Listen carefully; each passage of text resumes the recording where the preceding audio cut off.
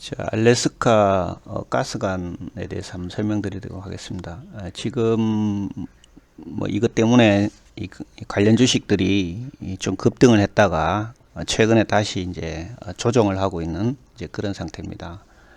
뭐 이게 뭐 하루아침에 끝나는 게 아니고 상당 기간 이제 기간이 이제 소요되고 있고, 미국은 이미 이제 그 트럼프 정부가 행정 서명을 했다라는 것이죠.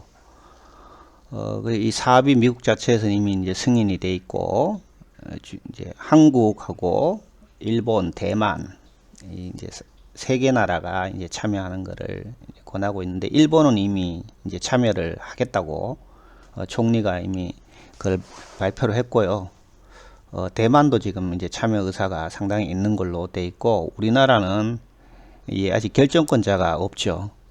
지금 총리 권한 대행이기 때문에 총리가 이거를 뭐 결정할 수는 없어요. 대통령이 이걸 결정을 해야 되고, 또 이거는 국가가 이제 보증을 해야 되는 이제 그런 사업이잖아요.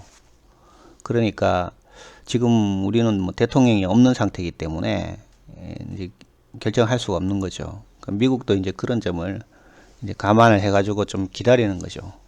그래서 이게 공사가 하루아침에 끝나는 게 아니고 상당 기간 이제 그 소요가 된다는 것입니다. 그래서 한 6년 정도를 예상하고 있고요. 사업비는 65조인데, 뭐 더 사업비라는 거는 이게 이제 뭐 들쭉날쭉 하는 거죠. 그리고 환율이 또 이제 변동이 될 수 있으니까 좀 줄어질 수도 있고 더 늘 수도 있고요. 그리고 일반적으로 이런 사업들은 이제 공사 기간이 길어질수록 사업비는 늘어나게 되어 있습니다. 그래서 공사도 그 6년이라는 것도 이제 어쩌게 보면 뭐 추정하는 것이죠. 더 빨라질 수도 있고 더 늦어질 수도 있고, 그래서 평균적으로 이런 공사들은 계산이 됩니다. 1300km를 하면 얼마 정도 공기가 들어갈 거냐는 것은 뭐 수학적으로 나오는 거니까, 뭐 주먹구구식으로 몇 년 걸린다, 뭐 얼마 든다 이렇게 되는 건 아니에요. 정확하게 이제 계산이 사실 나오는데, 이거는 언론 보도상으로 나오는 그냥 추정치고요. 아직 우리나라 뭐 산업통상부에서 이 공사 기간이라든지 사업비라든지 이거 공식적으로 발표한 게 없어요. 그냥 언론사에서 추정해가지고 발표하는 것 정도지, 우리 한국 정부의 그 입장은 아직 안 나왔다는 겁니다. 그래서 먼저 제가 볼 때는 이거는 무조건 해야 된다고 보는 거 있어요. 그 이유에 대해서 지금 한번 설명을 드리면요.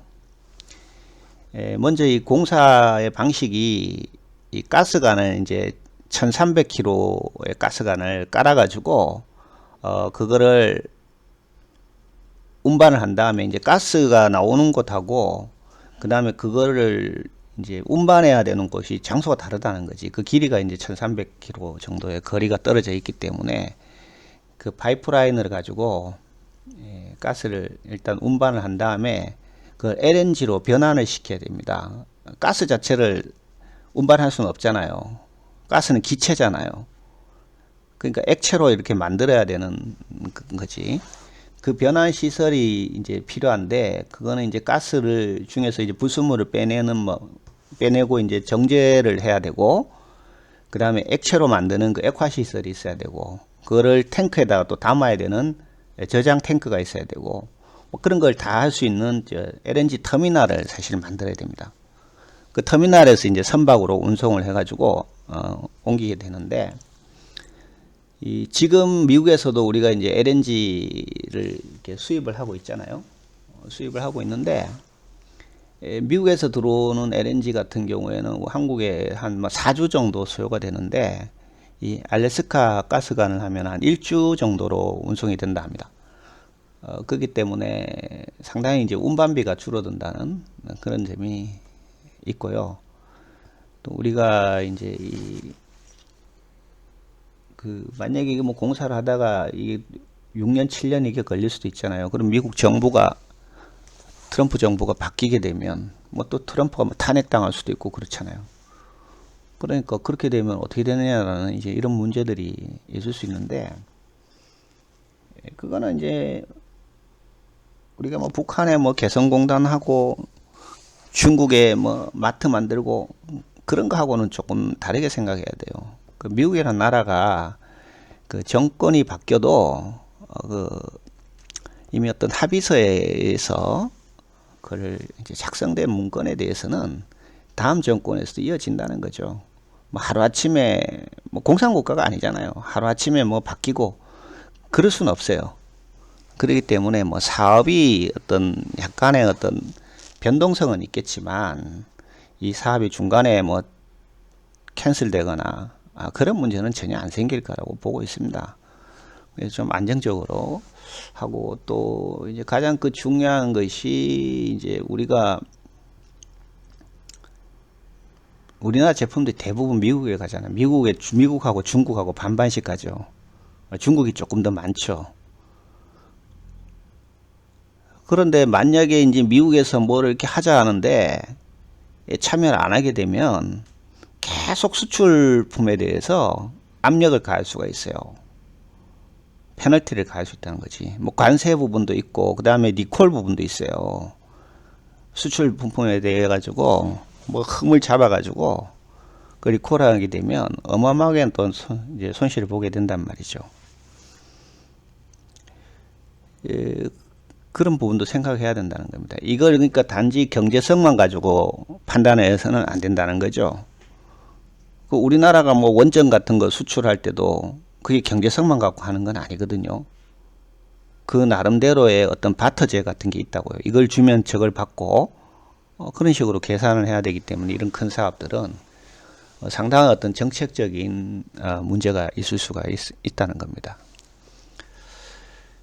자, 그래서 우리나라 같은 경우는 지금 LNG를 이제 수입을 해가지고 쓰고 있는데, 그 자체 우리나라에서 천연가스가 나는 데가 없잖아요.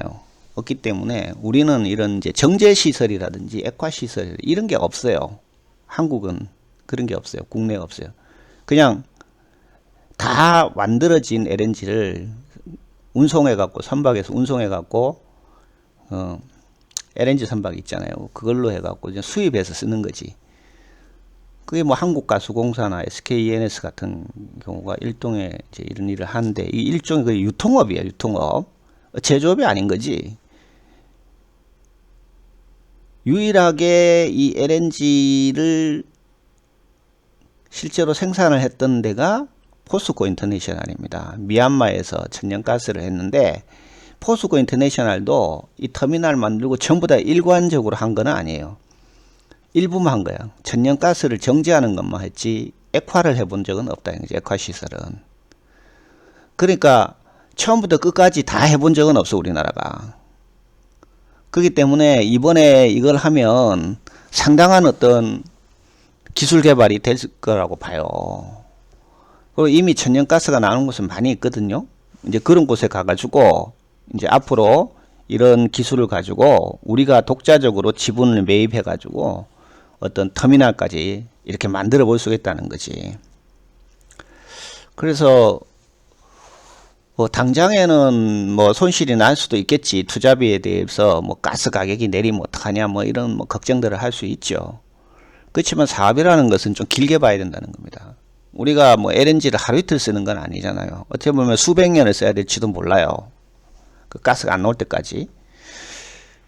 그렇기 때문에 이것은 이제 국가의 긴 장래를 보고 생각해야 됩니다. 특히 우리나라 같이 이런 이제 에너지가 거의 없잖아요. 우리 자체적인 에너지 생산이 안 되니까, 대왕고래 얘기했지만 뭐 대왕고래하고는 규모가 비교가 안 되죠. 그리고 실제로 지금 대왕고래는 뭐 안에 있는지 없는지도 모르는데 이거는 확실하게 지금 가스가 나오고 있단 말이야. 그냥 운반만 하면 되는 거지. 그러니까 불확실성은 그것보다 훨씬 낮죠. 그래서 이게 그러면 과연 경제성이 있느냐, 뭐 이거는 수학적으로 다 계산을 해보면 알겠지만, 뭐 제가 여기 데이터가 있는 것도 아니고 기존에 나온 데이터를 가지고 뭐 보도된 자료만 가지고 이렇게 판단해 볼 수밖에 없어요. 그 우리나라 국가 예산이 한 650조 정도 됩니다. 그러면 60조면은 거의 국가 예산의 10%를 부담하는 거잖아요. 어마어마한 돈이지. 근데 우리가 지금 들어가는 게 아니잖아요. 3개국이 들어간단 말이야. 일본, 대만, 한국 이렇게 들어가면 부담액이 한 20조 정도로 줄어들죠. 아무래도 일본이 이제 좀 더 많이 부담하겠지. 왜냐하면 이거는 이제 승자 독식 구조로 갈 수밖에 없거든요. 투자를 많이 하는 쪽이 나중에 가스를 더 많이 가져가는 식으로 이렇게 배분될 수밖에 없어요. 그러니까 아마 일본이 상당 부분 투자를 할 걸로 봅니다. 조금 뒤에 이제 설명드리겠지만 일본은 이 LNG를 도입하기 위해 가지고 아주 상당 기간 정책을 이미 만들었어요. 이 가스를 많이 확보하기 위해서 그 굉장히 그 노력을 많이 하고 있다는 거지. 그 국가 정책적으로 뭐 물론 뭐 돈이 많은 나라니까 투자도 많이 이렇게 하고 있어요. 그렇기 때문에 일본은 아마 뭐 총리가 뭐 주저하지 않고 바로 사인했단 말이야. 그만큼 일본은 굉장히 이 부분에 대해서 민감하고 열정이 있는 것이죠. 자, 그럼 우리가 뭐 부담하는 또는 한 20조 정도로 뭐 나누기 3을 한다 해도 될 거라는 거죠. 그러니까 20조면 부담이 많이 줄어들죠. 줄어드는데 그 20조 돈이라는 거 한번 계산해 보면 지금 주한미군 방위비 분담액이 우리가 1조 한 5천억 정도 됩니다. 근데 이거 지금 계속 올리려고 그러고 있죠. 근데 뭐 20조에 비하면 1조 5천억은 얼마 안 되잖아요. 얼마 안 되니까 올려도 이걸 뭐 갑자기 뭐 10배로 올리고 10조로 올리고 이렇게는 못할 거라는 거지. 그냥 겁만 주는 거지. 그렇지만은 이 부분에 대해서 1조 5천억에 스톱시키는 거하고 10조로 올릴지 그건 알 수가 없어요. 만약에 뭐 트럼프가 10조 내라. 그럼 어떡하겠습니까? 우리 돈 안 내겠다. 미군 철수하라. 그렇게 할 수가 없잖아요. 우리는 미국에 의존할 수밖에 없는 이런 방위 구조를 가지고 있단 말이에요. 이번에 뭐 보더라도 뭐 윤석열 대통령 뭐 계엄하고 봤을 때 군인들 한번 보세요. 이거 뭐 미군 없으면은 뭐 되겠습니까? 라는 그런 생각이 안 들겠어요. 그러니까 이게 상당한 어떤 압박 수단이 될 수 있어요. 미국에는. 한국을 압박할 수 있는 수단이 될 수 있단 말이에요. 주한 방위 분담금이. 그 다음에 지금 미국은 계속 관세를 25%씩 이렇게 올리고 있습니다. 특히 이제 철강 부분. 철강도 이제 한국에서 굉장히 많이 수출하죠. 1년에 뭐 한 4조 원 정도 수출한다고 그럽니다. 여기에 25% 관세가 붙는 거죠. 그러니까 뭐 자동차나 반도체에 비해서는 미미하죠. 수출액 자체가 그렇게 많지는 않으니까. 그래서 철강 관세를 이거를 뭐 없애준다는 것은 크게 도움이 안 돼요. 이 수출액 자체가 주력 수출품이 아니거든. 철강은. 그런데 이제 철강이라는 게 어떤 재료 산업이잖아요. 그러니까 철강이 이게 뭐 건설이라든지 자동차라든지 선박이라든지 이런 데 다 들어간단 말이야. 근데 철강 회사들이 관세가 올라가면은 수익이 떨어진단 말이에요. 지금 뭐 현대제철 같은 경우에 막 파업하고 난리잖아요. 그게 또 그게 이제 회사가 뭐 잘 안 되니까 이제 종업원들 월급도 많이 못 올려주고 그러니까 뭐 그런 파업이 생기니까 회사가 잘 되면 뭐 올려주면 되죠. 그러니까 철강 회사들이 이 포스코라든지 현대제, 동국제강 이런 회사들이 이익이 많이 나야 돼요. 근데 이 관세를 이렇게 때려버리면 이익이 날 수가 없단 말이야. 그러면 철강 회사들이 그 안정적인 물품을 공급하지 못하는 거지, 철강은. 그러면 건설이라든지 선박이라든지 조선사라든지 이게 다 타격을 받아요. 이 서플라이 체인이, 공급 체인이 다 연결되어 있기 때문에 공급 체인 안에 들어가 있는 어느 한쪽이 피해를 보면 다른 쪽도 다 같이 피해를 본다는 거지. 아, 우리 뭐 자동차 회사니까 뭐 상관없어. 그게 아니라는 거지. 이 국가 경영이라는 거는 어느 한 산업만 봐서는 안 된다는 겁니다. 전체적인 산업을 다 봐야 된다는 거지. 다 같이 잘 가야 돼요. 공급 체인이 되려면. 그러니까 이 4조 원이라고 해서 무시를 해서는 안 된다는 거야. 이거는 철강회사 자체가 타격을 받을 수가 있는 거기 때문에 이 관세 철폐라는 것도 굉장히 중요하다는 부분이죠. 그 다음에 반도체하고 자동차가 제일 크잖아요. 반도체는 연 한 200조 정도가 된답니다. 매출 수출액이. 근데 트럼프가 아직까지 반도체에 대해서는 관세를 매기진 않았는데 지금 25% 하겠다고 지금 그러고 있잖아요.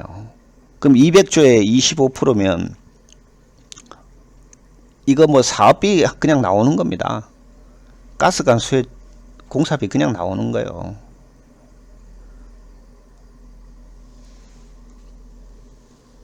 특히 이제 자동차 같은 경우는 수출액이 400조죠. 뭐 거의 반도체 2배잖아요.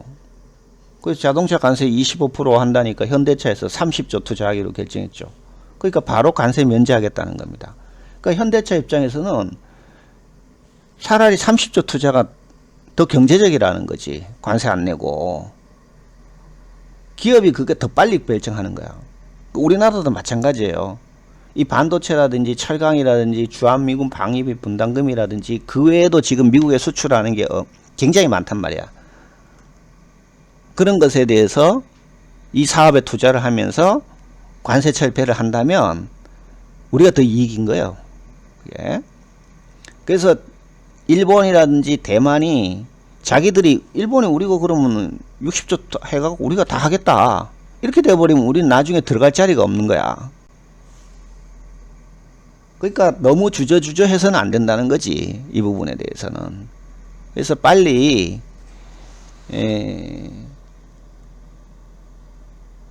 결정을 하는 게 좋겠죠. 자, 그 다음에 그러면 일본에 대해서 한번 잠깐 보면 일본은 아까도 얘기했지만 그 천연가스 도입에 대해서 국가정책적으로 굉장히 그 신경을 많이 쓰고 진행을 하고 있습니다. 이거는 이제 후쿠시마 원전이 이제 폐쇄되면서 발전 부분에서 굉장히 타격을 받았어요.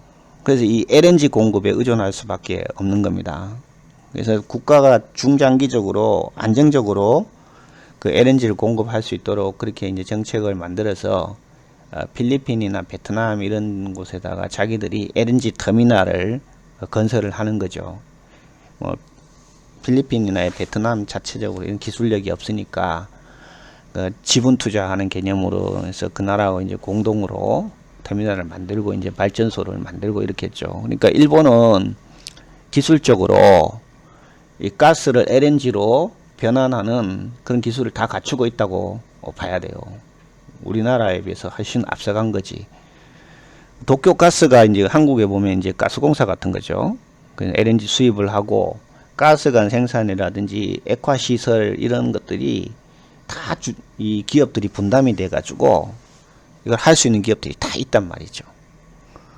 그러니까 천연가스 이거 알래스카 가스 나오면서 우리 한국 주식에 막 가스관 회사들 막 상한가 올라가고 난리 쳤죠. 그게 안 될 수가 있어요. 왜냐하면 일본이 이런 가스관 다 만들거든요. 자기들이. 그러면 가스관은 우리가 하겠다. 한국은 이거 맡아라. 뭐 역할 분담이 나올 거란 말이야. 그러면 가스관은 일본 제품들이 다 들어가 버리면 한국은 못 들어가는 거야. 그래서 불확실성이 현재는 있어요. 그 부분이. 그래서 어느 쪽이 이제 좋아질지는 모르겠지만 중장기적으로 보면은 분명한 거 하나는 있죠. 이 뭐 LNG 터미널이라든지 이런 부분에 대해서는 누가 맡을지는 모르지만 현재 일본이 총괄적인 기술력을 다 가지고 있거든. 그러니까 일본이 주도할 수밖에 없다는 그런 생각이 든단 말이죠. 한국이 그럼 거기 들어갈 자리가 뭐냐는 거지. 확실하게 들어갈 자리는 있죠. 운반해야 되니까 선박이지, 선박. LNG 선박은 한국 최고잖아요. 우리는 조선사들 다 만들지. 그러면 그 선박으로 운송을 하려면 그 기간이 언제 걸리겠습니까? 뭐 6, 7년 뒤 얘기야. 6, 7년 뒤 얘기. 그러니까 그거는 너무 긴 얘기죠. 그리고 그 선박을 새로 만들어 가지고 만들어서 그걸로 운반할 순 없지. 이미 선박이 있잖아요. 이것 때문에 선박을 계속 만들 거는 아니죠. 오히려 해운회사가 오히려 수혜가 될 수가 있어요. 그 안정적으로 계속 선박이 운행을 하니까 그 운반비가 이제 수입이 생긴단 말이죠. 그게 그러니까 선박 제조 조선회사보다가 해운회사가 뒤에 6, 7년 뒤에는 오히려 날 수가 있다라. 뭐 그런 생각이 든다는 것입니다. 자, 그래서 뭐 이것은 이제 제가 생각하는 어떤 견해이기 때문에, 그리고 굉장히 어떤 제한된 정보를 가지고 하는 거기 때문에 뭐 틀린 내용이 있을 수도 있어요. 그리고 이건 상당히 어떤 주관적인 거기 때문에 뭐 국가 정책이라든지 일본이라는 대만의 정책이 또 어떻게 바뀔 거에 따라서 굉장히 그 상대적이기 때문에 그걸 참고로 하시고요. 조금 더 이제 과시화 됐을 때 그때 가서 한번 더 좀 정리된 내용을 한번 올리도록 그렇게 하겠습니다.